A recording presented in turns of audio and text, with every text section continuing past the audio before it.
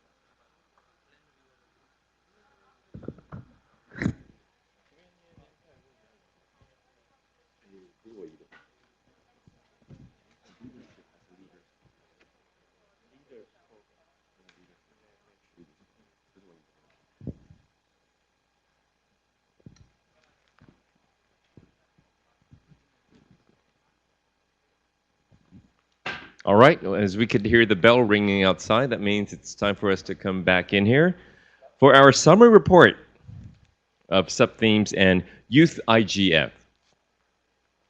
It's been a very fruitful 4 days. I'm sure all of you would agree. So, yes, we can see people coming back into our conference room.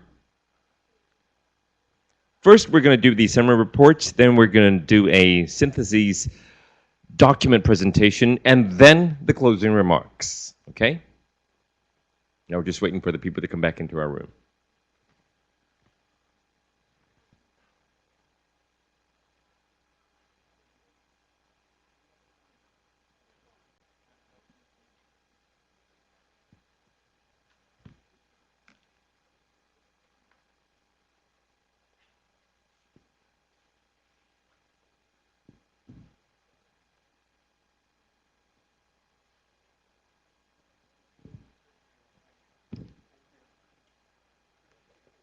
Okay, boys and girls, ladies and gentlemen, welcome to our summary report and then closing remarks. Please be seated. We shall begin in just a while.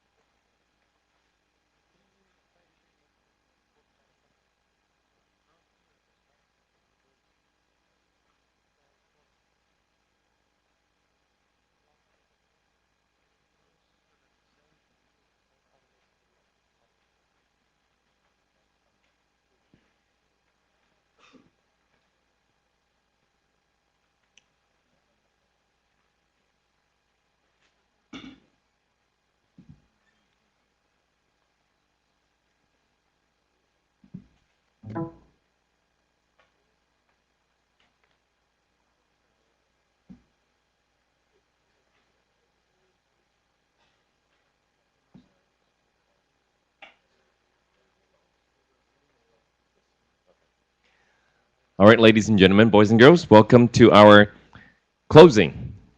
Now, the rundown would be summary reports first, and then synthesis document, and then closing remarks. Okay. Thank you for a very fruitful 4 days of exchange, discussion, and contributions. Thank you for your efforts. Now, first, for the summary reports of the sub-themes and Youth IGF, please join me in welcoming APILP, which is Asia Pacific Internet Leaders Program Capacity Building Event, Mr. Ang Peng Hua, our chair. Please welcome, with our applause.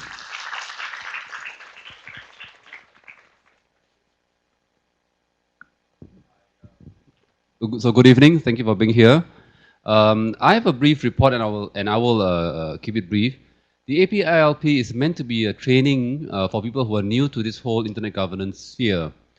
We need to bring people up to speed so that we can discuss more fully the whole internet governance issues. So we've had a good turnout this time, about 100 participants, 60 of whom were from the Youth IGF, and another 40 from fellows as well as other participants. These were the speakers. We have Edmund Chun from .Asia speaking, Paul Wilson of APNIC, Kobe Wu, one of our hosts here, Hong Xue, who's an academic and a lawyer by training, Chet Garcia, and then at the end we had a group of panelists talking about emerging issues. The session began with Edmund talking about internet governance, giving a whole spread about what internet governance is about. And if you want to find out more, really, you should get back to the archives and see the presentation by Edmund. A really good overview of internet governance there. Then we had updates on IANA transition, and Paul Wilson talking about the technical aspects of the internet. Sorry, Kobe was talking about the IANA transition as a board member of ICANN, and really carrying us through as to what are the implications of this change in IANA. And then Hong Xue talking about internet's users' rights. Chet Garcia talking about women's rights in particular. And at the closing, we talked about the Internet of Things. Noel Grossman of ISOC Asia Pacific talking about security and privacy developments around IoT. Also talking some issues regarding Uber as well. And quite a lot of time was spent actually talking about Internet of Things, to my pleasant surprise. In summary, we thought this APILP went well. We had fellows attending, and we think it's a good idea to have the fellows attend. And we're hoping that we will carry on next year. The precise format we're still discussing, and we also like to encourage the Youth IGF to be part of this program. Okay. With that, thank you. Thank you, sir. Thank you, Mr. Ang. Now, moving on. Sub-themes by AprIGF 2016 Fellows. First off is the sub-theme of human rights. I have here Ms. Nayanatara Ranganathan. Please, our applause.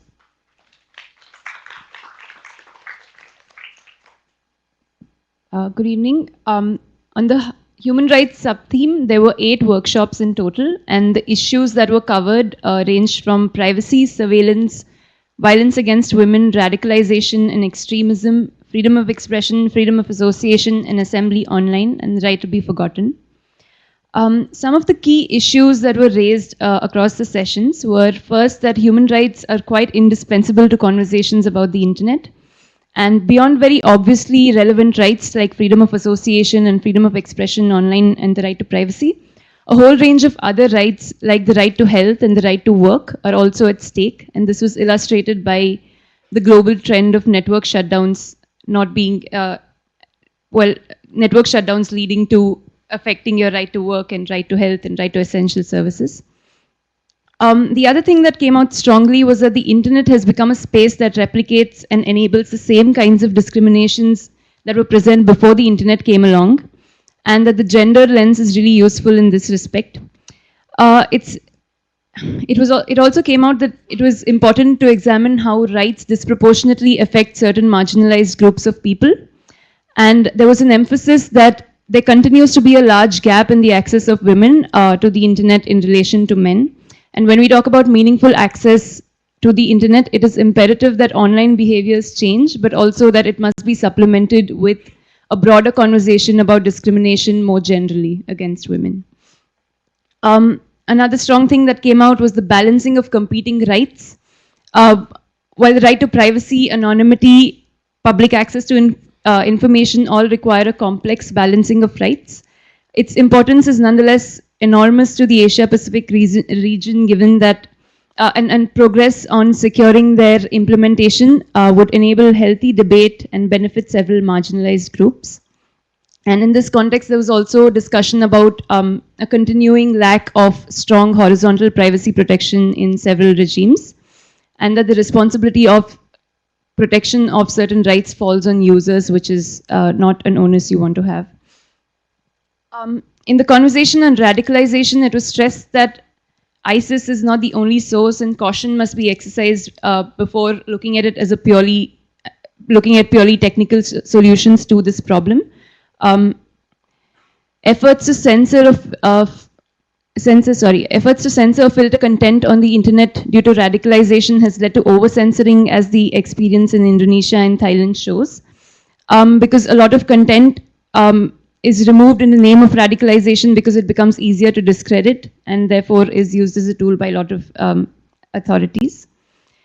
Moving on to commonalities or common priorities across the sessions, many speakers spoke about how they continue to use the internet to organize creatively and for campaigns.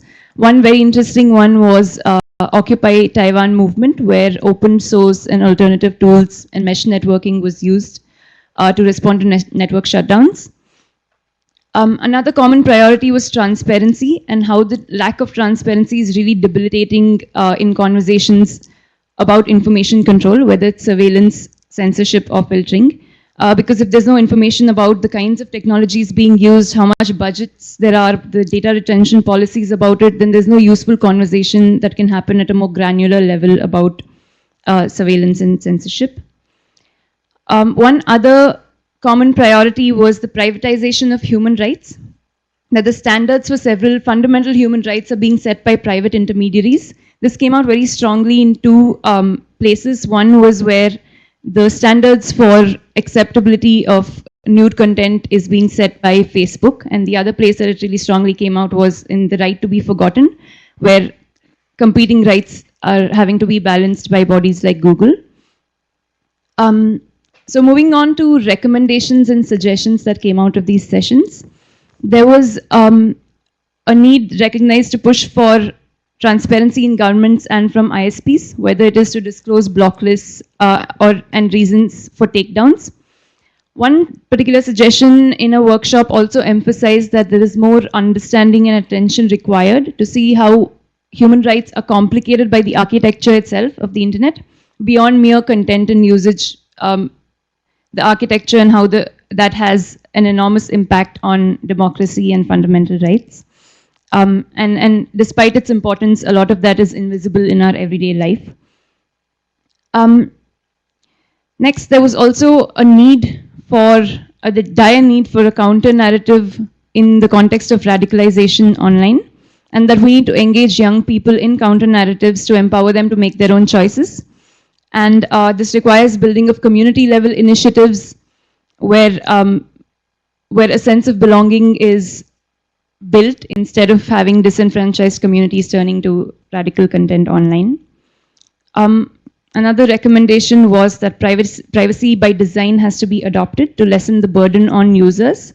And it is not just for government or corporate companies, but even civil society organizations, research organizations, development aid agencies, anybody that collects sensitive personal information of others should build capacity in thinking more about privacy of their users.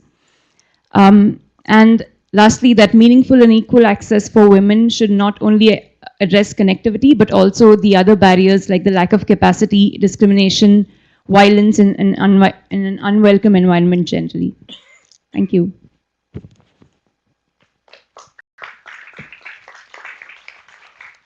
Okay, thank you for the sub-theme on human rights. Nayana Tara, thank you very much. Moving on, our next sub-theme is on the issue of cyber connectivity. Please join me in welcoming Mr. Saeed Zazai. Our applause. We had 4 different workshops under the theme of cyber connectivity, covering the Asia Pacific region, and a number of national cases and examples were shared throughout those different sessions. To name those sessions, we had one on disaster and disabilities in terms of crisis and management, overcoming challenges in APAC outreach and participation in the new internet era. We had a session on promoting alternative access models at the last mile. And finally, we had fostering micro and small and medium enterprise participation in the digital economy. We already know that more than half of the world is disconnected, and Asia Pacific region has the majority of those individuals. So the challenges that were discussed throughout the various sessions while presenting success stories and examples shared with us, those challenges were highlighted, the challenges and needs that were highlighted in these sessions in order to be able to connect them or enable them to connect. I'm going to list, I have listed them and I'm going to go through them because we already have gone over and we already know what they are. The first one was basic literacy, was a challenge for enabling people to connect. Second was local content, but in the local context. Subparts of local content could be language support in operating system and applications. Second part of that is the language standardization throughout different countries. The third challenge was digital skills, and this includes learning technology and community, or learning technology for work, or learning technology for entrepreneurship, to enable new startups and initiatives to take place in the countries. Fourth challenge that was highlighted throughout the 4 different sessions was the high speed of, the need for the high speed of internet service and how it affects the applications, entrepreneurship, and work environment. The fifth challenge was affordable prices of the broadband and mobile data. And the second was the affordable prices of the devices, particularly in the rural areas. Access to technology or physical infrastructure was identified as a major challenge, particularly in countries that are landlocked or islands or small islands. Seventh one was effective application of the internet usage or the awareness about the use of the internet. And the 8th was the electronic payment system as a barrier to e-commerce. The benefits and the services of the evolving internet also requires a continuous effort for awareness and education. So awareness and education is considered to be a continual process, not a one-time thing. 10th challenge was cybersecurity incidents as a major threat to enabling people come online or adopt newer technology. 11 is social and organizational cultures were identified as barriers to entry. 12 is legal framework. It includes privacy and data protection laws, cybersecurity laws, and electronic transaction laws.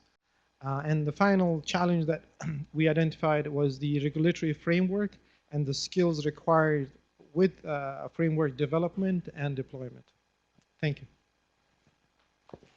Okay, thank you, Mr. Zazai. Thank you. That was the sub-theme of cyber connectivity. Moving on, our third sub-theme is on the impact of international agreements and policies, the future of IANA transition universality. Let us welcome Mr. Zakir Syed. Thank you, Zakir, for the record. We had the 3 sub-themes, one being universality, the second was the future impact of IANA transition, and the third was impact of international agreements and policies. Based on those 3 sub-themes, we had 6 different workshops. I'll be going through each one of them one by one. The one that this evening, the third day we actually attended was cybersecurity and the Internet of Things. Is privacy dead? There was a very interesting debate among the speakers, and a very good input came from the audiences as well. The speakers actually discussed the evolving landscape of Internet of Things across the globe in terms of technologies, in terms of access, and in terms of, from different angles, the technical aspect as well as the legal aspects as well, and what exactly it brings for the future of masses that are going to be connected to the internet, which in other words is the next billion internet users. So the good thing was there were very intelligent comments coming in from the audience in this session, and the experts, the speakers gave a very comprehensive position of IoT and how exactly is it related to privacy? Is it a threat or it's an opportunity? So they debated this, and they came up with the conclusion that it obviously is an opportunity. And they also discussed the point about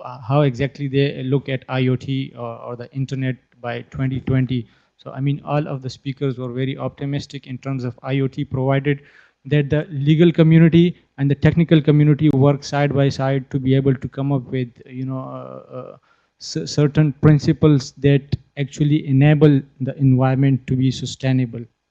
And the second workshop was domain name industry as a new revenue stream for service providers in Asia Pacific. Again, there was under the sub-theme universality. We very comprehensively covered different aspects of the domain name industry in light of the potential that it brings for the service providers, for entrepreneurs, for startups within the region, and the business potential actually. I mean, we had a speaker explaining the IDN, internationalized domain name, which actually enables the end users to register a domain name in their localized languages, for example, in Arabic script or Chinese script or Cyrillic script, instead of the very traditional English language domain names. So we had a very comprehensive look of the IDN program that was recently introduced by ICANN. Then we saw the new GTLDs and the progress that is happening within the new GTLD landscape.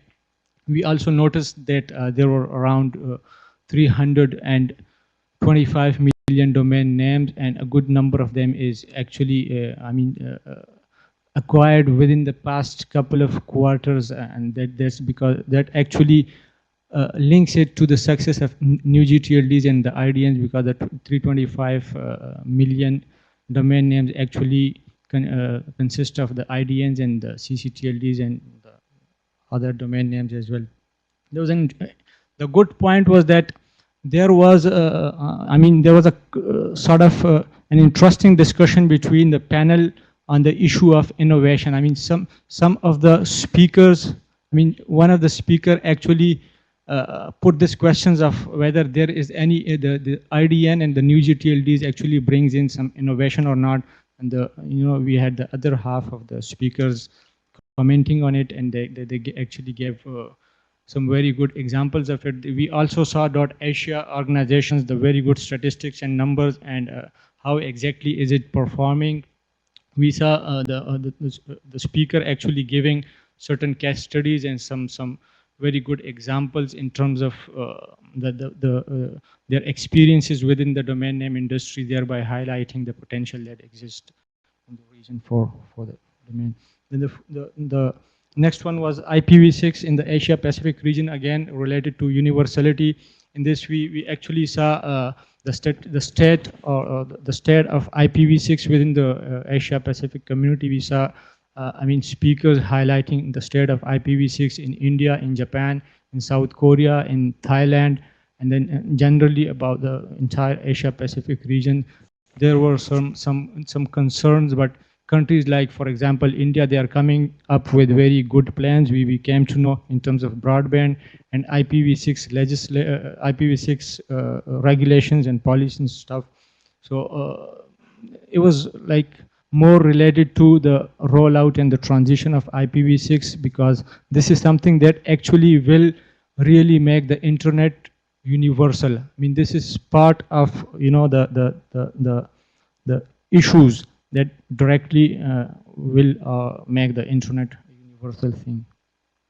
We had another workshop that was internationalized domain names and implications for the next billion. As I discussed, this was partly discussed in the other workshop as well.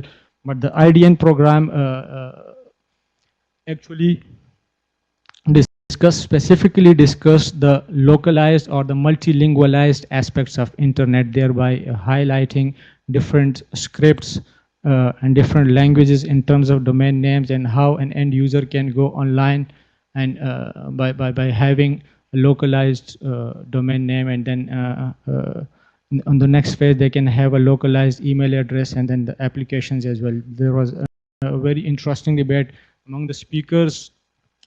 An interesting point during the debate was that when a speaker actually discussed that international domain IDNs actually will really make the internet universal in terms of, for example, there are people who actually have got access to internet, but they are not in a position to use it.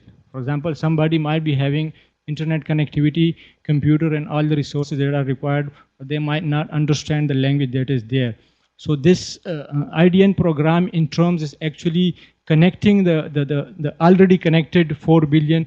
It is actually connecting them more strongly, or sort of reconnecting them instead of connecting the next billion. So we saw the different aspects of IDN programs. Then the next one was out of smoke and mirrors, how will a multi-participation model be sustained after transition? Again, a very important topic in the global internet governance debate these days.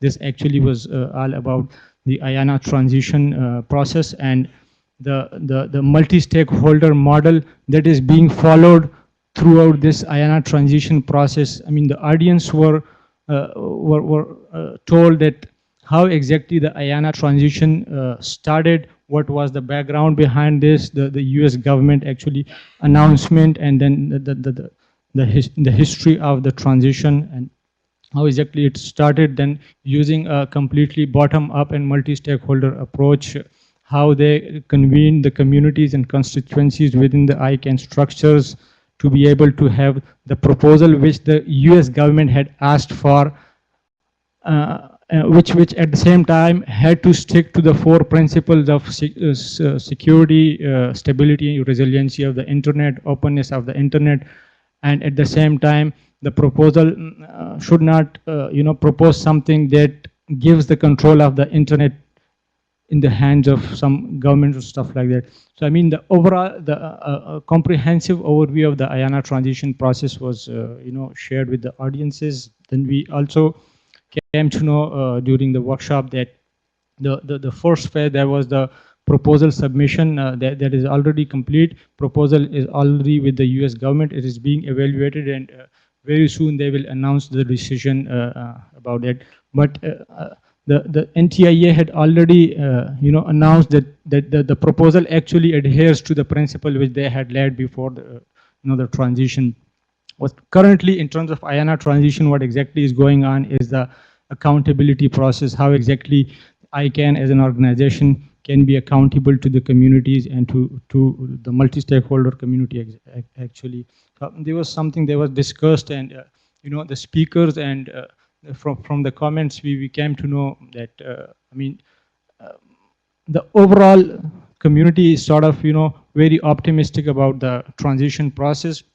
An interesting point in this workshop was that one of the audience, Leonard, he actually very quickly gave a quick background to the youth who didn't actually had a background overview of IANA transition. He sort of explained this IANA transition within sort of 3 minutes for them, which actually enabled the youth what exactly is this discussion all about. So I mean, they were so generous of Leonard, and and I'm coming to the final one. That was the future of internet rulemaking through trade agreements. Again, the topic that came under the sub-theme of impact of international agreements and policies. In this different, business, the trade agreements in terms of the future of internet were discussed and debated among the speakers, and they actually highlighted certain specific agreements and treaties in terms of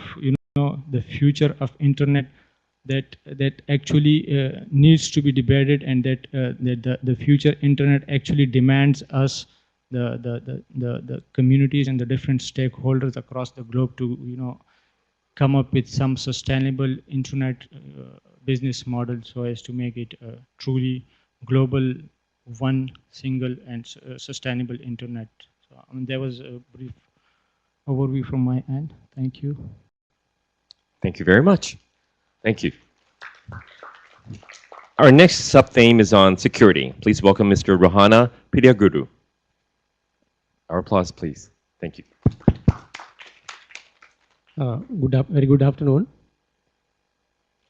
This is actually a summary report on the security-related topics that we discussed in the past few days. Here, I would like to introduce the team members of my group. Chester Soong is from Hong Kong. He was our buddy. And Babura Marial from Nepal. And Mubashir from Pakistan. And myself.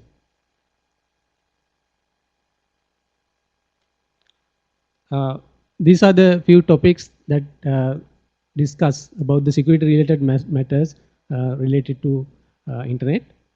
There were about 5 topics there.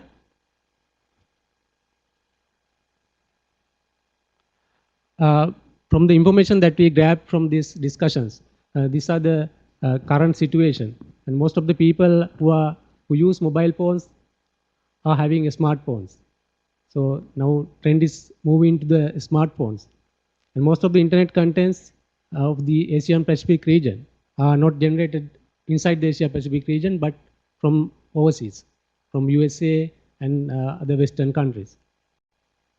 And online surveillance activities are going on. So we know there are a lot of things that's happening due to surveillance. So in the security discussions, we discuss what kind of surveillance activities were going on and what are the things that we can do as a collective effort. And Internet of Things is evolving. In future, there may be so many devices connected to the internet. And the above concrete to an emerging threat to a cybersecurity. So we have to consider all of these things, which will give an impact to the cybersecurity in future.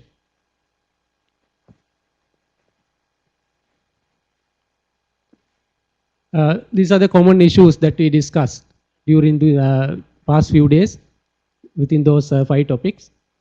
Surveillance activities which impact privacy. And most of you know that if there is any surveillance activity, either by the government or any other private party, that will impact our security or privacy. And we also discussed that there are a lack of collaboration between the stakeholders to build a secure cyberspace, and lack of awareness among the people about cybersecurity issues and what are the steps that they have to take to secure themselves, as well as to build a secure cyberspace. And as a result of that, securing the youth from the cybercrimes has become a challenge now, because we know that there are so many young people. They use internet very frequently, but they don't have good understanding on the security measures that they should take to prevent themselves from the cybercrimes. And regulating the content, internet content, maybe illegal and harmful content, before they reach the people, it was very difficult to regulate. Maybe from the ISP side, or in some part of the in some countries they have regulatory authorities to maybe to do the content filtering or censorship or block the harmful content. There are a lot of technical and non-technical issues and barriers to regulate the content in an effective manner.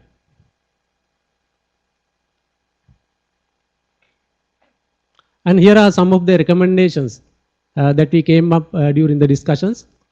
Awareness and education is a must, because everyone should know what kind of things that they should do and what are the things that they should not do to secure themselves on cyber-related criminal activities.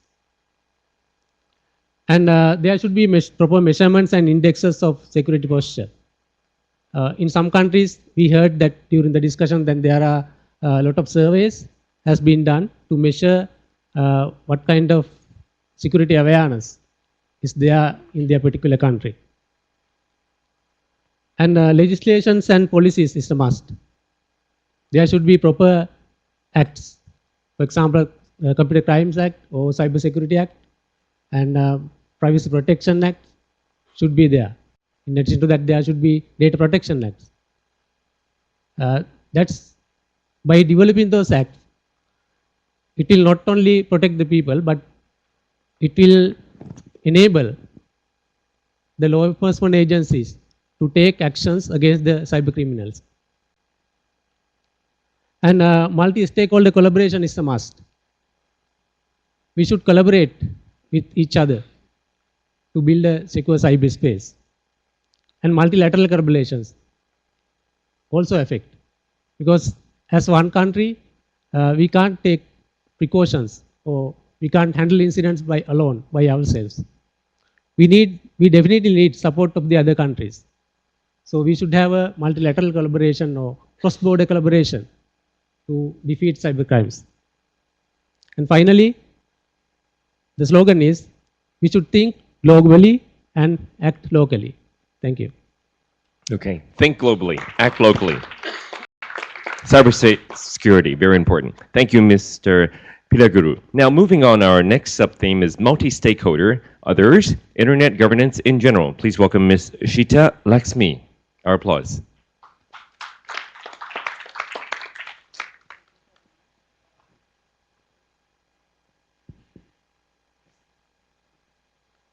Very much. I'm speaking on behalf of three rapporteurs, Satish Babu, Nika Dumlo, and myself. Our body is Ms. Maureen Hilliard.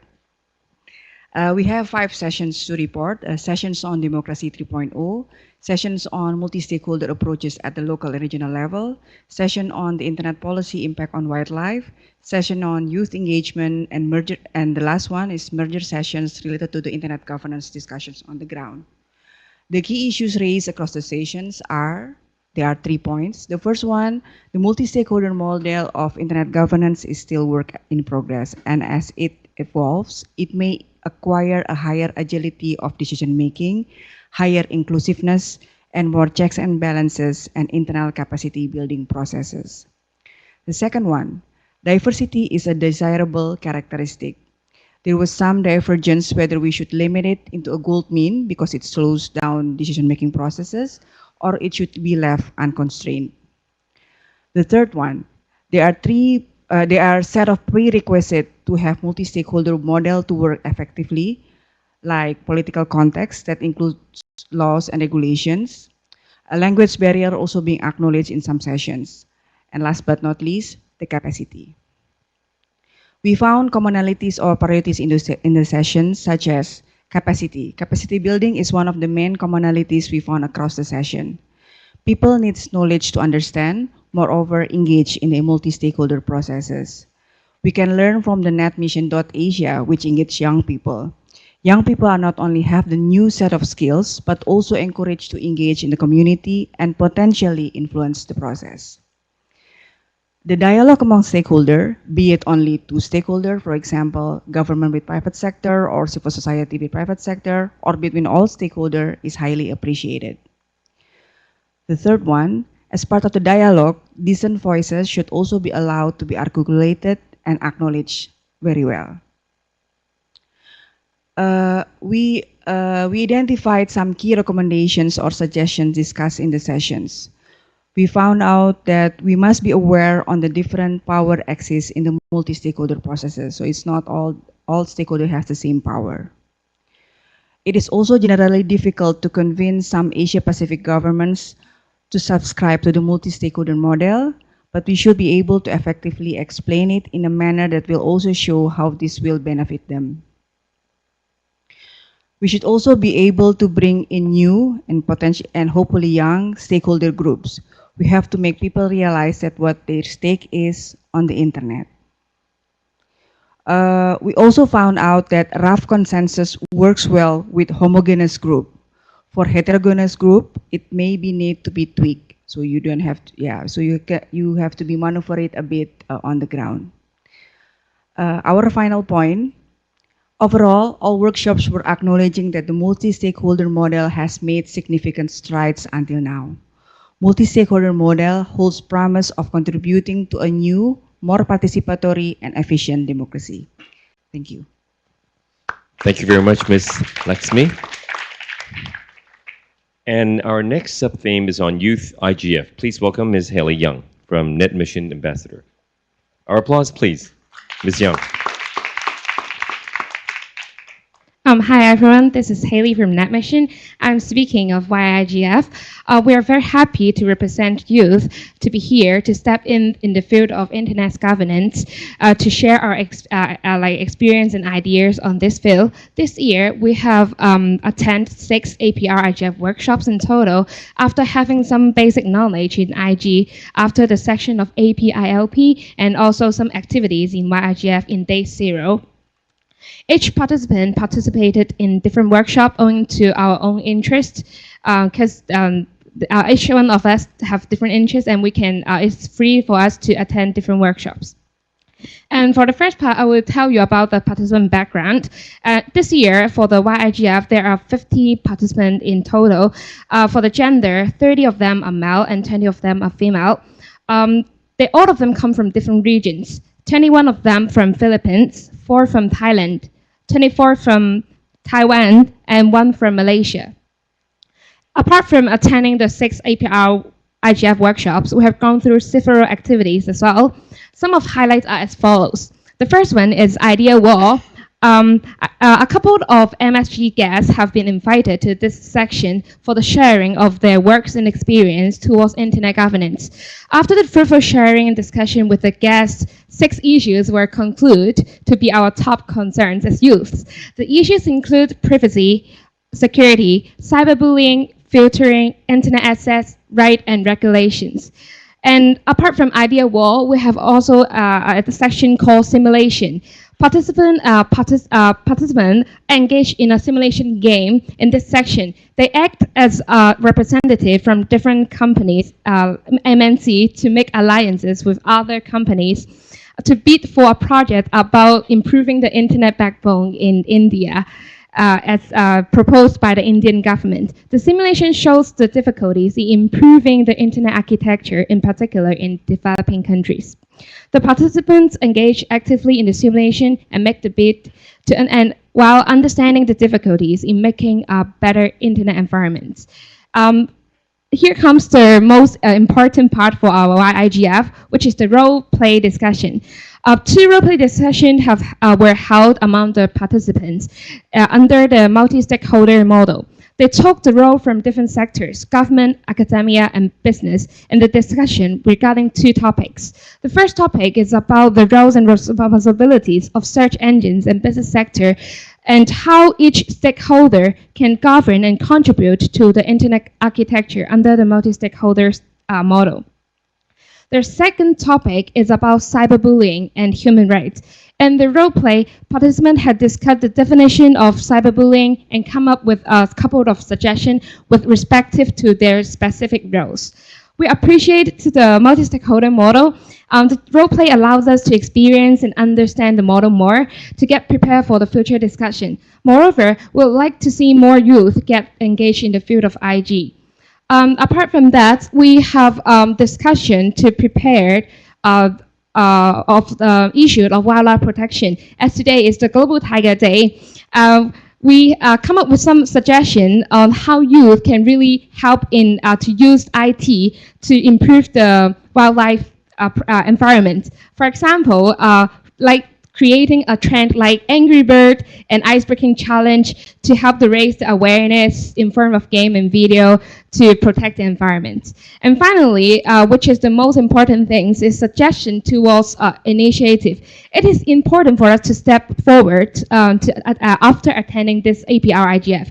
We have section to prepare for the AprIGF workshop, WS 77, Taking Stock and Moving Forward, Youth Engagement in Internet Governance in Asia. And here are some three highlighted suggestions towards the future initiative. The first one is, apart from APILP section and also activities in day zero, they are already helpful. But in addition to that, we would really suggest to having the local organizer more support.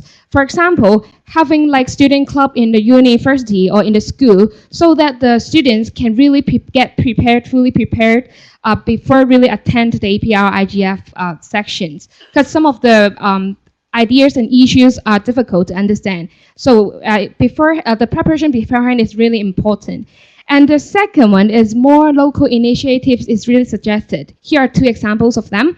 The first one is from the Taiwan participants. They really like to see Taiwan IGF maybe in a couple of years to increase the participants in Taiwan to bring them from the local level to discuss ISG to the global level. And some of the suggested activities inside the Taiwan IGF is training camp, student group, and workshop, etc.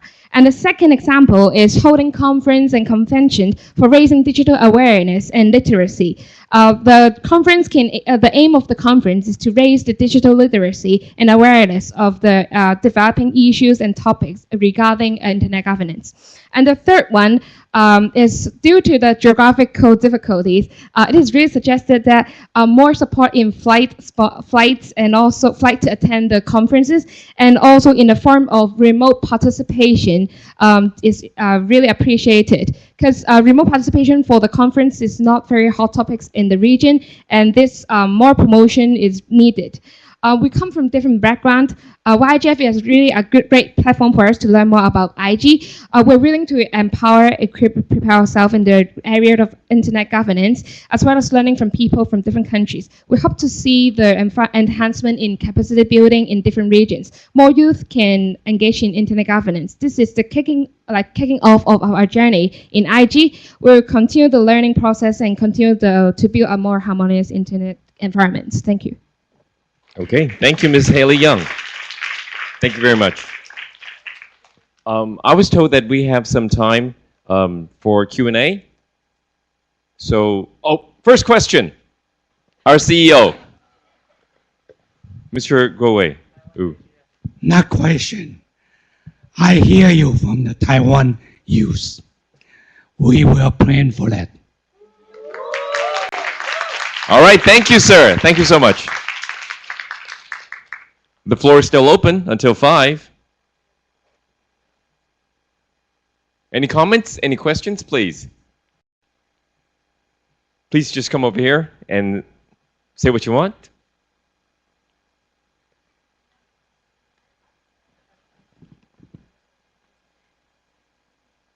Please. It's not a question, but since, we're sort of like acknowledging, I also want to acknowledge the participation here of women human rights defenders.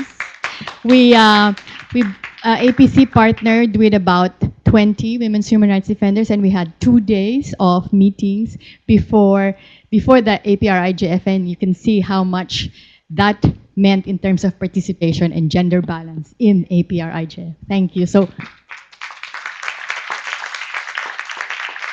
Okay, so even though the mic stand is here, the floor is open, okay? Also for people over there. You could also come over here if you want. Oh, right. Yes, please, sir. Be careful. Well, I've got a special... No, it's not Putin. It's not yet. Not yet. I'm bolder than him and taller, much taller, believe me. Anyway, so I got a special message to the young people, because this is my second Asia-Pacific regional IGF. And I must admit that we're doing much better, youth-wise. Well, first of all, there are many of you here in the room. And, last time it was like clear separation. Young people were just by themselves in Macau, while we were just doing our own business, so there was no connection between us. And this time, I'm very happy. I was very happy to see many young people in the room for this or that session. That was really great, and I think that not only it's you who are learning something, hopefully, from us, but also we try to learn something from you. And I think that the most important lesson we got this time is that we still tend to talk to each other, you know, mostly. I'm sorry for that. I do apologize. But we were doing better because at times we just dropped all these acronyms. We dropped what I call that birdie language. And we try to make it understandable and digestible for you, to break it down to every detail so that you could just capture what is going on in this very vibrant environment and in this great community. So I think that for next IGF, we will come fully armed, and there will be a complete ban on the use of acronyms.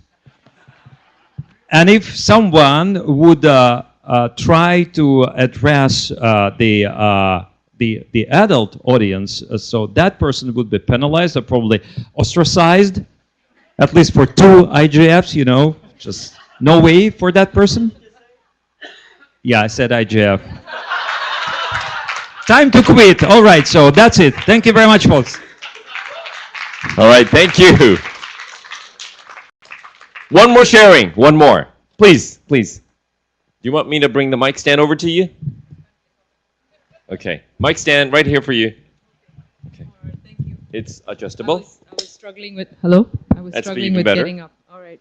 So I just wanted, this is only my second Asia Pacific Regional IGF. I have a little bit of a different view from Leo. I was at the previous one last year in Macau, and I had great interaction with the young people there. Edmund was very kind to invite me to the youth IGF, and I was a sort of, you had split the young people into different groups and to debate individual topics. So I really enjoyed that. I didn't do that this year, but I also had great interaction with some of the young participants in this year's participants from this year's youth IGF. So I just want to say one thing. I want to thank you for inspiring me. You really have inspired me. Inspired me to try to do my job better in ICANN. Inspired me to work harder. To increase engagement with Asia Pacific. I think we have come a long way in terms of ensuring Asian voices are heard, but we have a long way further to go, a much longer way to go. So I want to thank you for inspiring me to continue on this journey. Thank you. Thank you. Thank you so much. Thank you for your sharing. Okay. Now, moving on, ladies and gentlemen, boys and girls, since this is document presentation, please join me in welcoming Jennifer Chong. Jennifer, your mic. Do you want to do it over here? Okay. Here's your mic. You got a laptop? Maybe you want to do it sitting down. Okay. Welcome, Jennifer. Once again, our applause.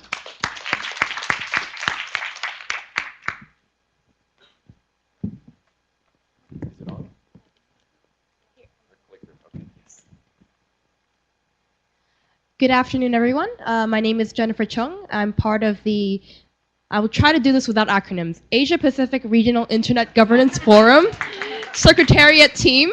That's quite a mouthful, Leonid. I think I'm going to overrun my time if I don't do it without acronyms. So just a very actually brief summary of what is going on with the, I'm going to use acronyms now, AprIGF synthesis document. So on the screen, you can see actually the timeline that we have so far. This is the proposed timeline.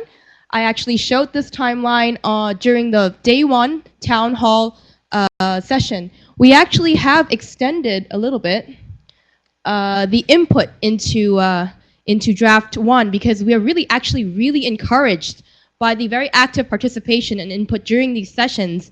And we've actually received to date, actually just a few minutes ago, I refreshed and I saw a new comment, 91 comments and counting for draft 0 and draft 1 combined. And this surpassed the total number of comments across all the versions from last year's document. So applause for you guys that you are actually actively participating and inputting into this document.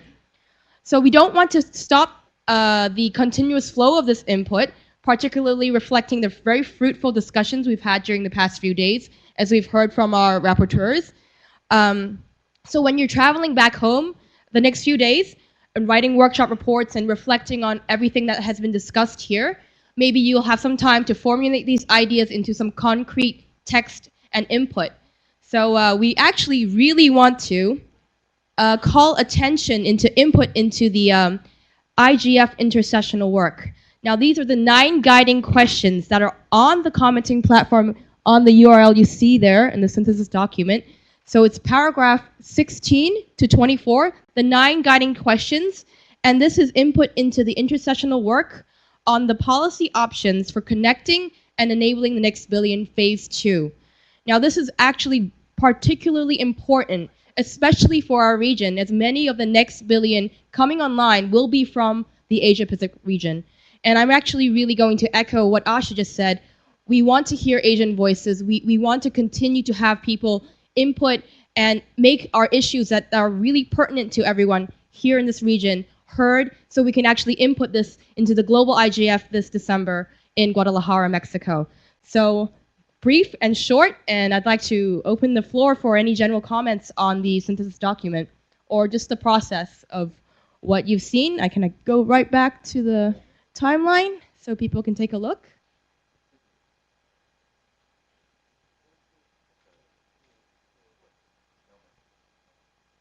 Everyone needs some coffee? So if we don't have any reactions from the room, maybe just take some time as you're traveling back home, and please, please, please do go to the synthesis document commenting platform, right there, comment.rigf.asia, and put in your input. Thank you. Thank you very much, Jennifer. Thank you. Moving on, it would be time for our 2017 local host presentation. But to present that, let's welcome our chair, Mr. Paul Wilson, to present next year's chair. Please welcome Mr. Paul Wilson. Yes, that's right, with our applause. Thank you.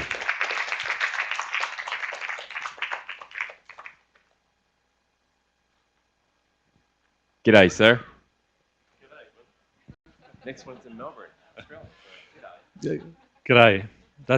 Now that's a hint. One of the functions of the multi-stakeholder steering group is to perform the important task of selecting the next APRIGF.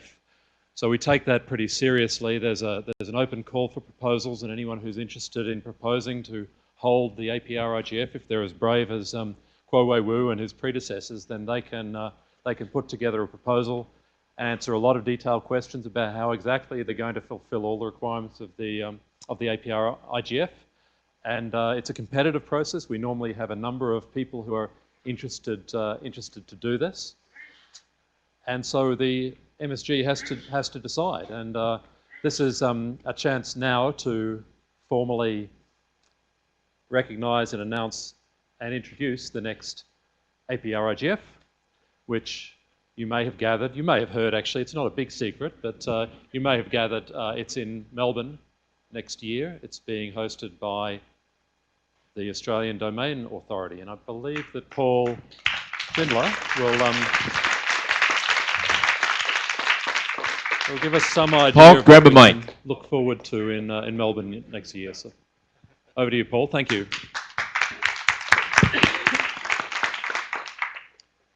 Thank you, everyone. Thank you very much for hanging around till the very end of this meeting. I feel like quoting Shakespeare saying, we few, we happy few, we band of brothers and sisters.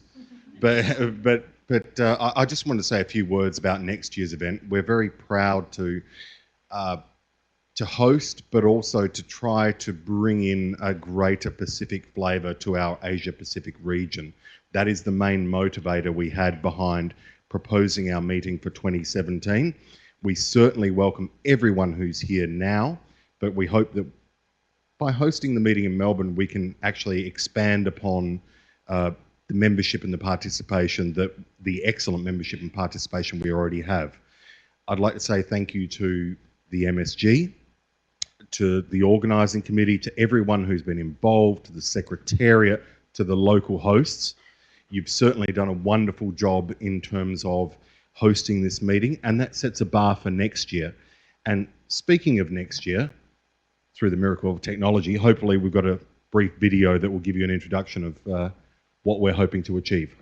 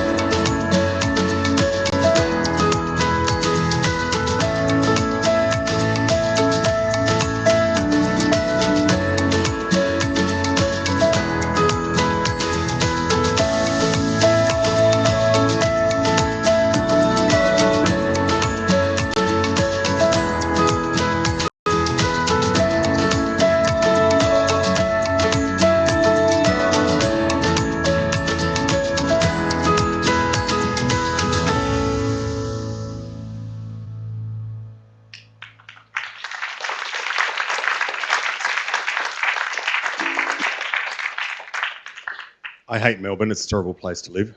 That's why I don't live there. But aside from the broad tourism aspect of the video, we certainly hope that everyone can make it down, enjoy the experience while you're there. We have tried, we're expecting to schedule it, we're trying to schedule it before the regional ICAM meeting, but that's to be determined. It did say October 2017. But we hope that all of you can come down, enjoy, and we greatly appreciate to have you in Australia. Thank you. Thank you, Paul. Thank you for your invitation. And now, for the closing remarks, please join me in welcoming our local host of 2016 AprIGF Taipei, Mr. Guo Wei-Wu. Please. Our local host. Thank you, sir, for such a wonderful event. CEO of NII, Enterprise Promotion Association. Before I say something about close, I have two news for you. One is a good news, and one is a bad news. Which one you like first? I give you the bad news first. I'm very sorry for the people in the last session in the 402 CND. Adobe Connect doesn't work for the people participate and speaking. They only can use it by text. So for the people in 402 CND, the last session, sorry about that. Now, let me go to the good news. Do you know how many participants in AprIGF? Anybody want to guess a number? Go. Wrong. I tell you a story. Something happened. Our caption company, when they put loads of text here, by accident, YouTube put our caption to Bill Clinton conventional meeting. So actually more than 57,000 people watching our caption from AprIGF.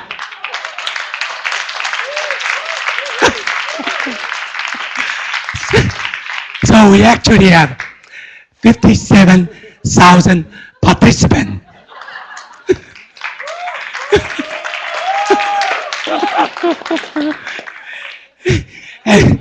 and the people put a comment under the YouTube, say, what is AprIGF Taipei. So, very thanks for YouTube. I think Google intention to do that for us.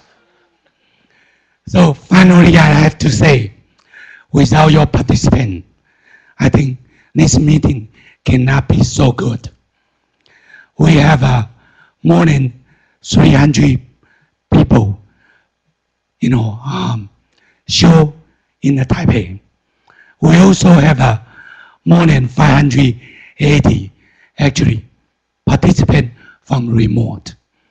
So I think I really have to say thanks all of you to make this happen. And particularly I have to say again, for all the sponsorships. Without the sponsorships, we cannot help the fellowship to fly here, to make a lot of things happen. Particularly, like a Google social last night. So we make the problem for the first session this morning, very little people show off. And then I also have to say thanks to particular people. First is the AprIGF secretary, Jennifer, Yanni, Maggie, without their help, we cannot make this meeting really work. At the same time, I have to say thanks my colleague. Tell you, I didn't do anything. My colleague do everything for me. Here is Sophia, Lynn, and Georgie, some of them here to help us to do all the work. Finally, thank you very much. Hope you enjoy the meeting in Taipei and safe trip back home. Thanks. Thank you, sir. Thank you to Mr. Guo Wei-Wu, our local host. And now our secretariat. Please welcome Mr. Edmund Chung. Our applause, please. CEO of .Asia organization.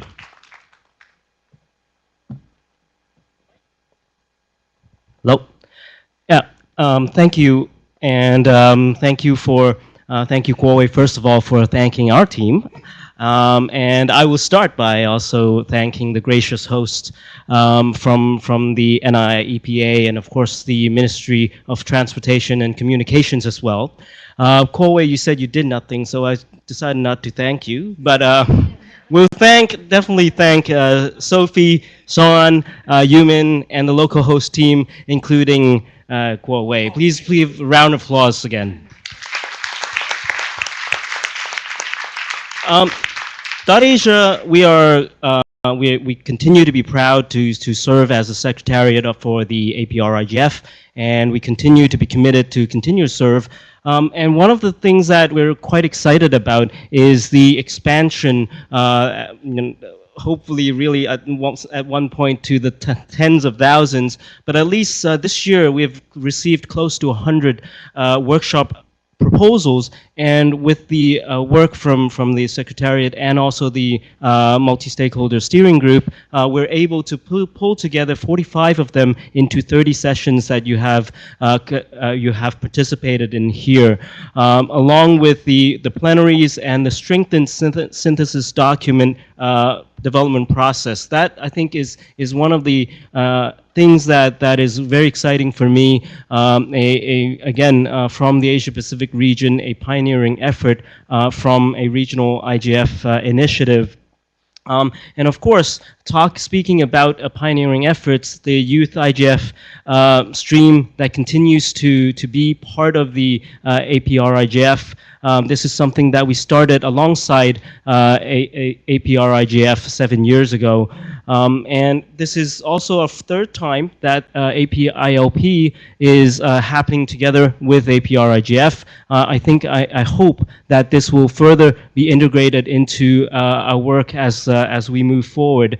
And we also heard some pre-events that happened, women, human rights defenders that are bringing more people to come participate at AprIGF.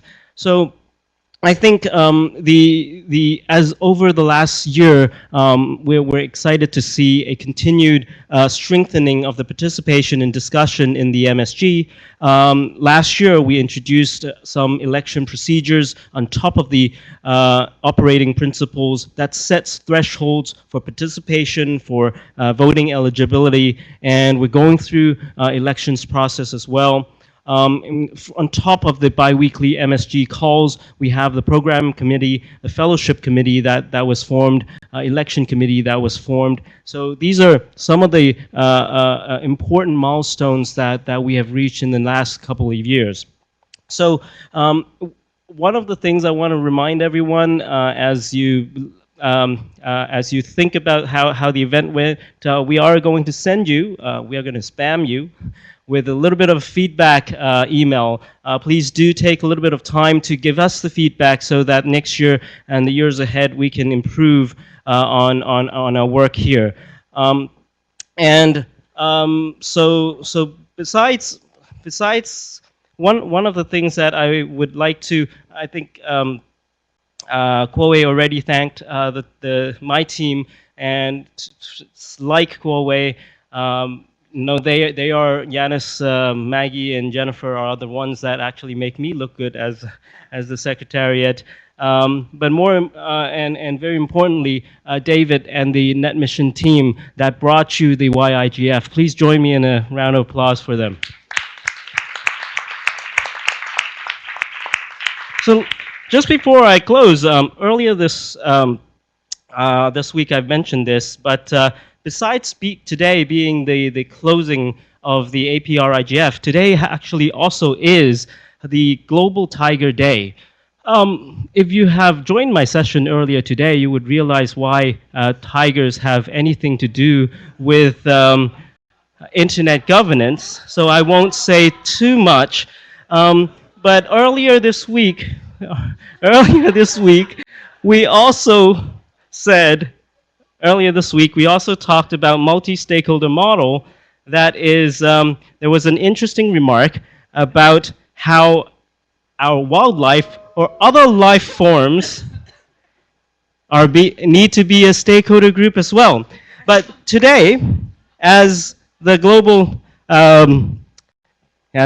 Tiger Day, we are actually, hi Aji, and this is Aji Tora, our latest staff member, who is a tiger but also born from the internet. In fact, born from the internet when Wi-Fi was lit up by Mahabir Pun here, also in Nepal.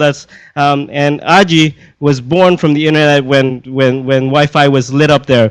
But this year, in Global Tiger Day, we are supporting we're joining WWF in a campaign to try to double the number of tigers in the wild. You may know that tigers are becoming extinct, but one of the things you don't know is that the internet is fast becoming the #1 threat to tigers in the wildlife because of illegal wildlife trade online. So please join me in a 2 thumbs up campaign. I'm going to try to get a selfie with everyone, and just 2 thumbs up, and I guess say raw for when I say 1, 2, 3. How do I do the selfie? I'm not good at selfie, so I'm actually not selfieing, but I'm asking. You should join us. And also, I would like to ask Mike from the Global Tiger Initiative, from the head of Global Tiger Initiative from WWF, and I don't know if Joyce is still here with us from traffic, to join me up front for a 2 thumbs up photo. Thank you everyone for hope you would help join us. And are we ready? Okay, rehearsal. 2 thumbs up. Yes. All right, are we ready? So 1, 2, 3.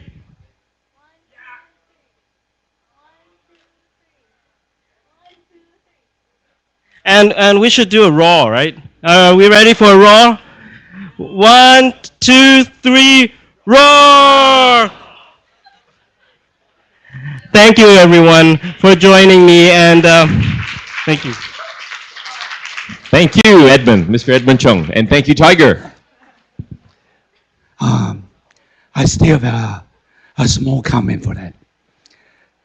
I miss to say thank you for another two important party.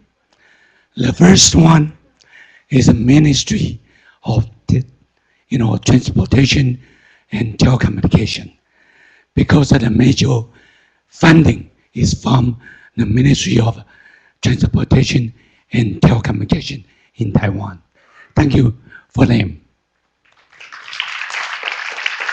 Second is also very important. I forgot it.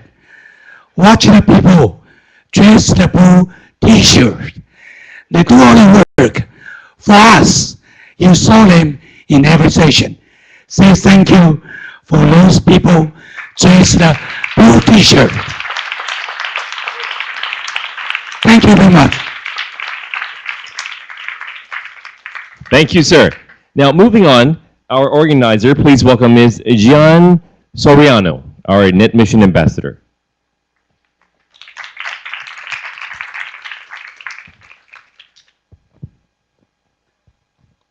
Hello. Okay, so good afternoon, everyone. My name is Gian. I'm a Net Mission Ambassador and also the organizer of the YIGF camp in Macau and also this year. So being the organizer for 2 consecutive years, I have seen the change and developments of YIGF in such a short time. So as you know, YIGF is the Internet Governance Forum that is organized by Net Mission. We aim to provide a platform for youth to express and interchange their own ideas, thoughts, and opinions on Internet governance freely. YIGF has served as a preparation camp for our participants to understand various Internet issues and to open doors for future policy discussions. Youth is a major stakeholder, and we want to raise our voices and awareness of youth in Internet governance issues. So coming to the 7th year, we have come a long way, but we still practice our vision of for youth by youth. So our theme this year is cultivating digital citizenship, roles and responsibilities. And we believe in developing the youth identity online and reiterating our roles and responsibilities, not only as internet users and digital natives, but also as future internet leaders. This year has been a milestone because we have our biggest group of participants coming from the Philippines, Taiwan, Thailand, and Malaysia. And also, when it comes to gender balance, I'm happy to say that 5 out of 7 of our organizers are young women. So this regional diversity is something that we aim to continue in the coming years. And for the past 3 years of our forum, the participants have experienced 2 role-play discussions, which is also the highlight of YIGF. And the topics include the roles and responsibilities of search engines and multi-stakeholder model governing the internet architecture. And they also talked about the line between plain cyberbullying and mere joking or trolling. And participants took the roles of government, search engine providers, research centers, software developers, among others. They also participated in a simulation game where they were assigned into companies and they had to negotiate to propose a plan in a developing country.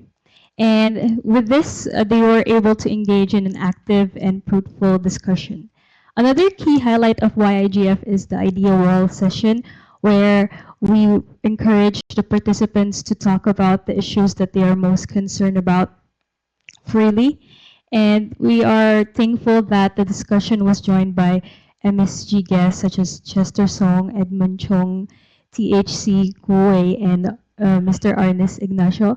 So on behalf of Net Mission, we want to thank the guests for their time and contribution. And I think the participants in general also have learned and appreciated their time.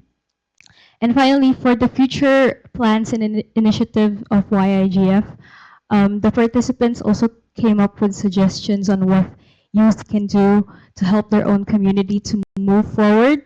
And this includes organizing a conference in the Philippines and setting up hotlines for cyberbully victims. And being parallel with AprIGF, the participants have also attended workshops in this past days to explore different internet governance issues. And they asked to join and put forward their input not only as youth but also as digital citizens. And I wish to see more young people as panelists and speakers in the coming years. So truly with the outcome of the YIGF this every year and to contribute to capacity building, we NetMission initiated a local IGF called HKYIGF to bring the YIGF model into the local audience. So this is also something that we would like other countries and regions to bring into their communities, because we want to start working with these countries to promote IG in the local scene. So as Haley mentioned before, one of the suggestions is already to initiate a Taiwan YGF. And also, we developed a toolkit as a guideline for the YIGF model. So we hope it can inspire countries to host their own local YIGF initiative. So finally, on behalf of NetMission, I would like to thank everyone who contributed and helped make YIGF this year another success. And I am thankful and hopeful that youth voice, youth opinion, and youth participation would continue to be valuable to IIGF. Thank you. Okay, thank you to our youth IGF organizer, Ms. Gian Soriano, NetMission Ambassador. And last but not least, please welcome our MSG Chair, once again, Mr. Paul Wilson, Director General of APNIC, for our closing remarks. Sir?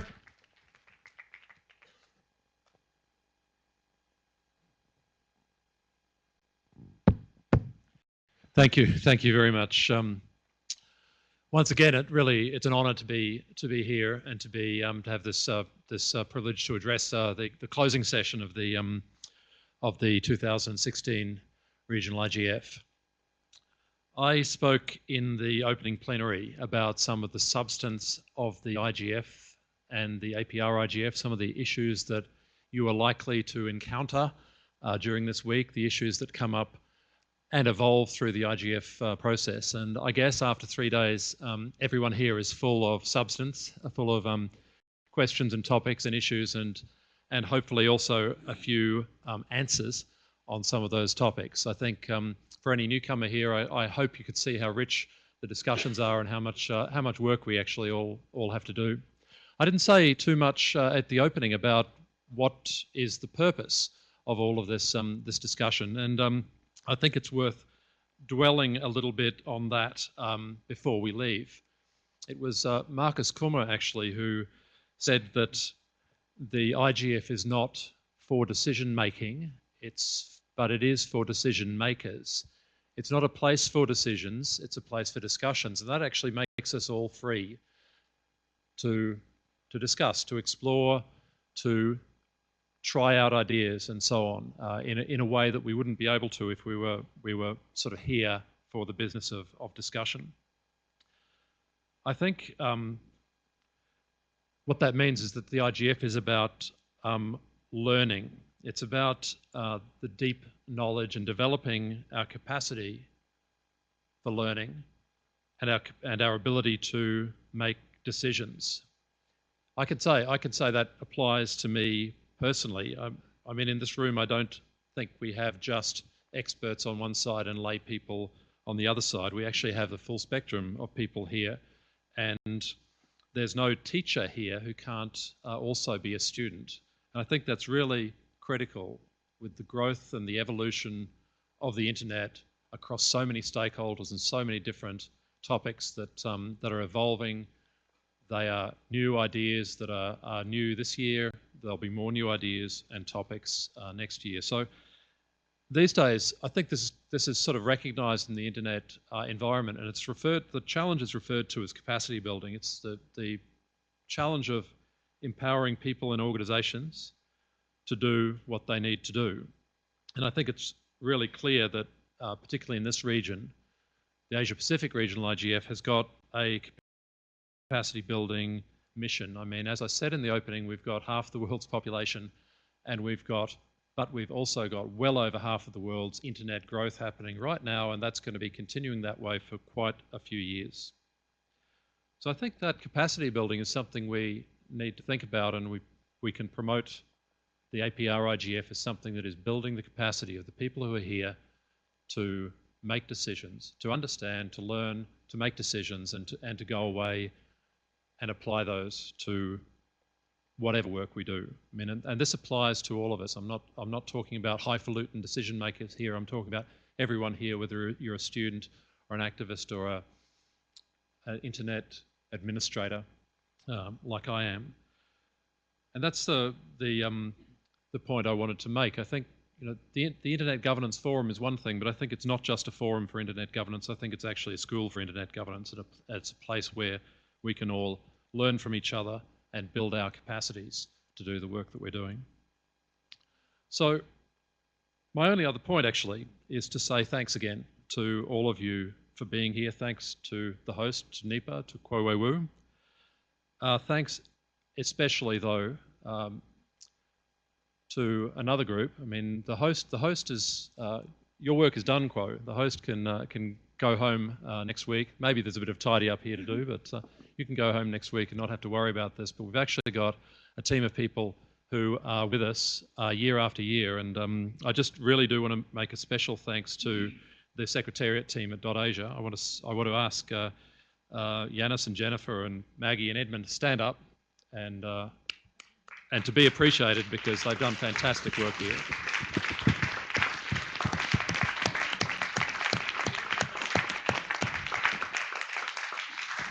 Yanis.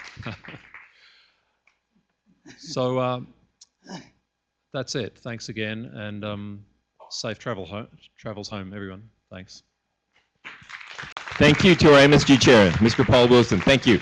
And thank you, ladies and gentlemen, boys and girls, for coming to 2016 Asia Pacific Regional Internet Governance Forum, Taipei. Thank you.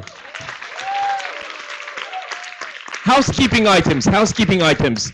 Someone just lost their key, okay? We have it right here. I'm going to put it right here. Someone has lost their key, and we have so many extra T-shirts and bags that you might want to bring home as souvenir.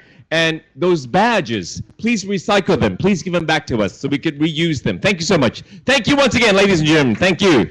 Have a safe trip home. Bon voyage.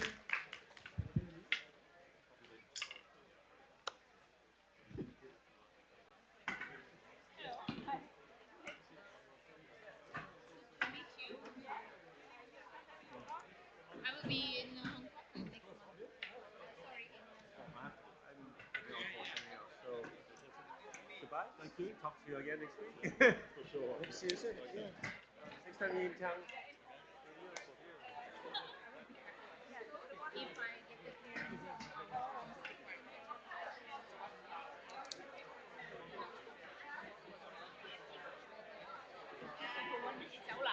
OK， 聽到見啦，9日我嚟，申請 primary one。Yeah, wish me luck for that.